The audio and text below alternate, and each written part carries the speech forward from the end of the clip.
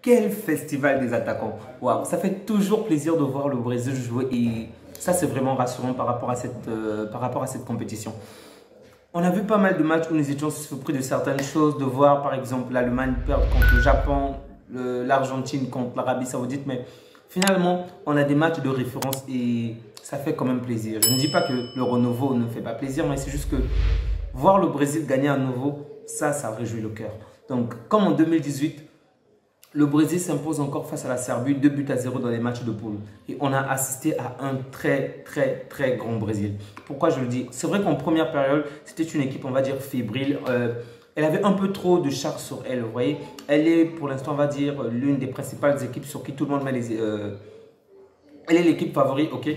Donc, elle était un peu fébrile, elle ne s'est pas donnée comme il le fallait. Et en seconde période, on a vu de quelle manière elle s'est complètement libérée, elle s'est lancée et on a assisté à un excellent match, ok?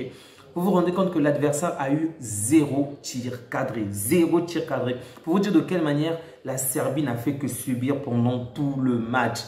Il y a eu du côté du Brésil au moins 24 tirs. Au moins 24 tirs. Il faut voir, ce ne sont pas n'importe quel tir. Donc, des potentiels buts. Si ce n'était pas le gardien, le poteau, la barre transversale, c'était tellement magnifique à voir. Waouh, cette équipe est excellente. Avant même qu'elle vienne au terrain, elle nous a promis de grandes choses, ok? De belles actions, des dribbles, des buts. Tout est magnifique et elle n'a cessé de le prouver pendant ce match. Je crois que le meilleur but de cette saison, pour ne pas dire le meilleur but de cette Coupe du Monde, en tout cas jusqu'à l'instant, c'est certainement celui de Richarlison. Vraiment, son deuxième but est juste magique. Le premier est magnifique, mais le deuxième est magique. Waouh! Le contrôle de la balle. Ensuite, excusez-moi, cette demi-volée où tout droit dans le poteau, ni le gardien ni les défenseurs ne pouvaient faire quoi que ce soit. Waouh! Waouh! Waouh! Waouh! Cette équipe est tellement sublime. Ça fait vraiment, alors là, vraiment plaisir de voir le Brésil jouer. Vous savez qu'ils vont faire de magnifiques dribbles, ils vont faire de très belles passes, ils vont tellement si bien jouer que vous êtes certain qu'elle va gagner. Ok? Donc, elle s'est imposée 2-0 face à la Serbie. Donc, ses adversaires restants sont le Cameroun et la Suisse. En parlant du Cameroun, le Cameroun s'est incliné 1-0 contre la Suisse. Vraiment, ce n'était pas le match à perdre pour le Cameroun. Donc, je ne sais vraiment pas s'ils vont arriver à s'en sortir parce que je crois que c'était le match le plus simple, l'adversaire le plus prenable de cette compétition. Donc, perdre contre la Suisse, c'est se tirer carrément une balle dans le pied. Sincèrement, je ne pense pas que le Cameroun est en mesure de battre la Serbie ou même le Brésil. Vous avez vu le match. Bon, contre la Serbie, on va dire qu'ils pourront se battre avec leurs armes. Peut-être faire un match nul. En tout cas, je souhaite que cette équipe gagne. Mais contre le Brésil, c'est mort. Et perdre contre la Suisse, c'est vraiment, alors là, vraiment pas le match à perdre. Parce que la Suisse est le maillon faible de ce groupe. Donc, étant donné qu'ils ont perdu contre le maillon faible du groupe, ils doivent vraiment se renforcer contre la Serbie et le Brésil parce que ça ne sera pas du tout facile. Du côté des Black Stars, eux aussi se sont inclinés et malheureusement, vraiment, cette équipe ne méritait pas la défaite. J'aurais souhaité qu'elle fasse un match nul ou qu'elle gagne, mais bon, CR7 a été plus fort. Donc, le Portugal l'a emporté 3-2 contre les Black Stars. Mais en tout cas, ils se sont vraiment bien battus. C'est à féliciter, c'est tout à leur honneur. Ils avaient en face d'eux une équipe vraiment grande, une équipe qui est en forme et qui est peut-être, on va dire, pas dévalorisée, mais pas reconnue à sa valeur, ok? Le Portugal a une bonne équipe, mais malheureusement, elle n'est pas, on va dire, pour l'instant, elle ne brille pas autant que la France ou que le Brésil. Elle n'est pas autant élevée aux yeux de tous comme les deux équipes que je viens de citer, mais le Portugal a une très bonne équipe. Donc, certainement, elle ira loin. Bon.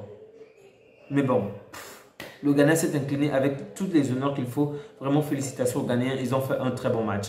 Un autre match, on va dire assez surprenant, c'est de voir l'Uruguay faire un match nul contre la Corée du Sud. Oh, c'était triste vraiment pour Araujo parce que j'aurais souhaité le voir au moins marquer ou faire la différence. Ok.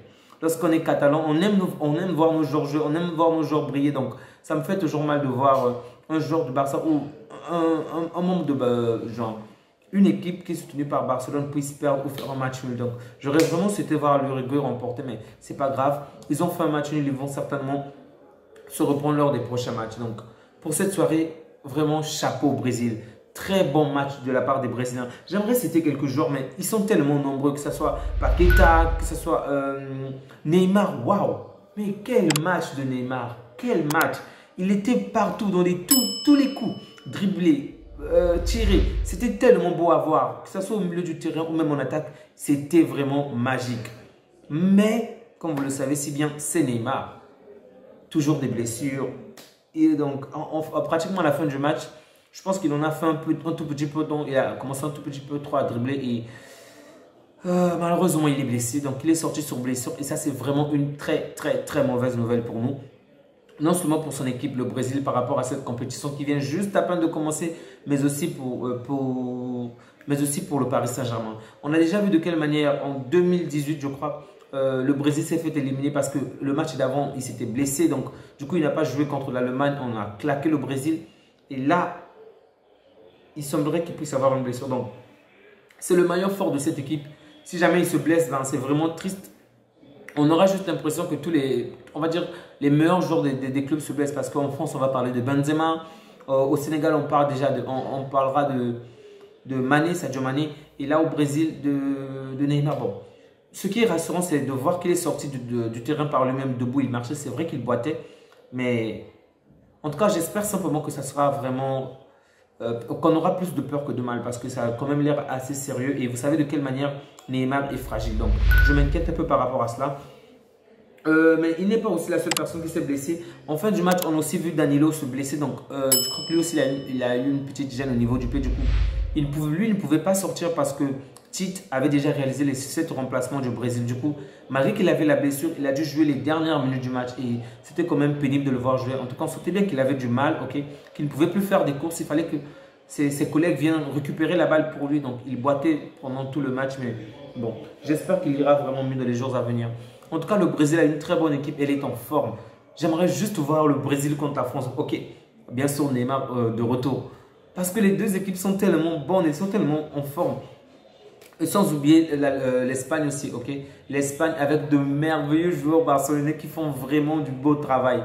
En tout cas, l'Espagne n'est pas aussi brillante que le Brésil ou la France en termes d'individualité, ok. Parce que dans ces deux équipes, il y a vraiment, individuellement, il y a des joueurs superbes. Mais ce qui fait la force de l'Espagne, d'ailleurs, constituée majoritairement de Barcelonais, c'est que la collectivité est juste au top. Et donc, ça, c'est vraiment à féliciter parce que la collectivité des Espagnols, elle est vraiment forte. Donc, si jamais elle venait à jouer contre le Brésil, contre la France, vraiment, il faudrait s'inquiéter. C'est vraiment pas facile de pronostiquer quelle équipe va l'emporter, même si moi, je pencherais plus pour la France.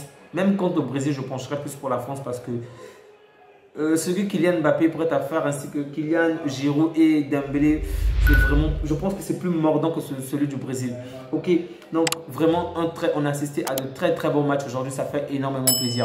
Un chapeau à Richarlison qui pour moi réalise le meilleur match de sa saison. Ok, pour moi je pense qu'avant c'est le meilleur match de sa saison. Au début de cette saison, on a vu qu'il n'a pas autant brillé que cela, mais là vraiment il nous prouve que oui, qu'il a sa place à Tottenham. Et je pense que Kanté ne peut que se réjouir de voir son joueur faire ce genre de match contre le Brésil. Donc, c'est vraiment à féliciter. Très bon match de la part des Brésiliens. Même si je pense qu'il méritait beaucoup plus. Ok, 3-4 buts. Mais bon, 2 buts en suffit comme en 2018. Donc, ce sont les points qui l'emportent. Donc, on se dit à bientôt. Prenez bien soin de vous ainsi que de vos proches. Merci énormément parce que vous suivez. Ça fait énormément plaisir de savoir que vous êtes là, vous soutenez toujours la chaîne. Prenez bien soin de vous. Au revoir.